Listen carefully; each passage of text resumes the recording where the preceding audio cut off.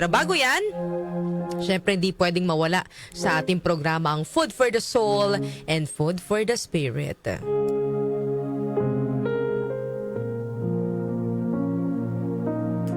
Noong unang panahon, may isang sakim na lalaki na naninirahan sa isang maliit na bayan. Siya ay napakayaman at napakahilig sa ginto at sa lahat ng magagara at mamahaling bagay. Ngunit higit sa lahat, pinakamamahal ng lalaki ang kanyang anak na babae. Isang araw, nakatagpo siya ng isang diwata na ang buhok ay nasabit sa sanga ng puno.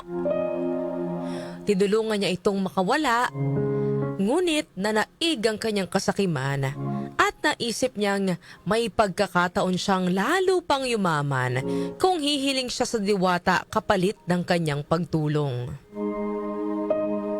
Bilang pasasalamat naman, nangako ang diwata na ipagkakaloob niya ang hiling ng lalaki.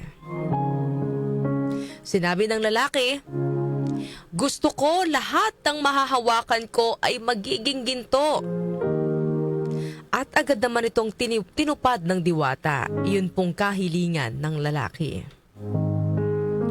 Masayang-masaya, nagmamadaling umuwi ang lalaki upang ibalita sa kanyang asawa at anak ang natupad na kanyang kahilingan. Habang naglalakad, hinahawakan niya ang mga bato na nadadaanan niya at namamangha siya habang ang mga ito ay nagiging ginto. Pagdating niya sa bahay, sinalubong siya ng kanyang anak na babae at tumakbong papalapit sa kanya. Nang siya yumuko upang yakapin at buhatin ang kanyang anak, bigla itong naging isang estatwang ginto. Labis ang kanyang paghihinagpis. Siya'y umiyak at pilit na ibinabalik sa dati ang kanyang anak. Doon niya napagtanto ang kanyang malaking pagkakamali. Mula noon, ginugol ng lalaki ang natitirang mga araw ng kanyang buhay sa paghahanap sa diwata.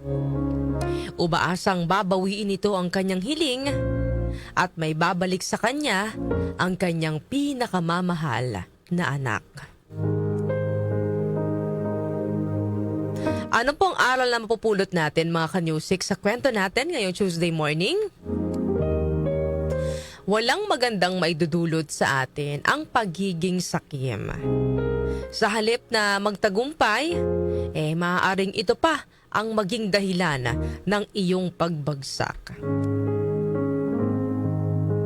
Madalas dahil sa kawalan ng contentment, nakakagawa na yung iba ng mga bagay na nakakaapekto na sa kanilang kapwa. Gusto nila sila lang ang angat, ayaw nilang nauungusan sila ng iba, at kahit mayaman na, gusto pa ring magkamal ng mas maraming yaman, kahit pa dumaan sa marumi o iligal na paraan. Gaya na lang mga ka-Newsik, itong issue natin sa flood control. Nako, dahil sa sobrang ganid sa pera, pati pondo ng taong bayan ibinubulsa na. Wala nang pakialam kung sino ang magdudusa. Basta sila may makukuha, may naibubulsa. Ending, ano po ang nangyayari? Bumabalik din sa kanila ang mga pinagagagawa nila. Walang masamang gawain ang hindi napapanagot mga ka-Newsik. Darating at darating ang araw na sisingilin ng mga taong nanlamang at gumagawa ng hindi maganda sa kanilang mga kapwa, sa kanilang kapwa. Kung dito man sa lupa, makakalusot yung mga gumagawa ng hindi maganda sa kanilang kapwa. For sure, sa langit, pagdating ng panahon, hindi sila makakatakas sa kanilang mga ginawa. Kaya mga ka-Newsik, wag nating hayaang lamunin tayo ng kasakiman. Kung may gusto tayong makamit sa buhay, paghirapan natin at idaan sa tama at marangal na paraan. Walang masamang mangarap at mag-asam ng maginhawang buhay, lalo na kung ito'y inaabot mo naman sa mabuting paraan. Pero kung ang gusto mo ay ikaw lang ang laging nasa itaas, ikaw lang ang laging sobra at handa kang manlamang o manakit ng iyong kapwa para makuha ang gusto mo, doon po tayo nagkakaroon ng problema. Sabi nga po sa Ecclesiastes chapter 5 verse 10, "Whoever loves money never has enough. Whoever loves wealth is never satisfied with their income. This too is meaningless." Para sa mga taong hindi alam ang salitang contentment, kahit gaano pa karami ang yaman nila, pakaramdam nila mga kanyusik, parang kulang pa rin, no? Parang dapat mas marami pa ang yaman na makukuha nila. Mas maghahangad pa sila ng higit pa.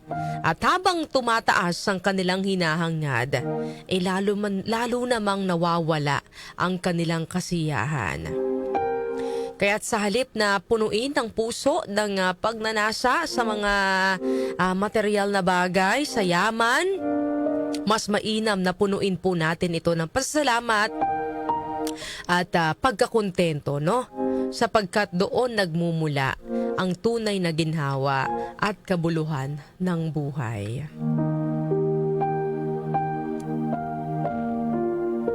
Yan po ang ating food for the soul and food for the spirit ngayong araw po ng Tuesday.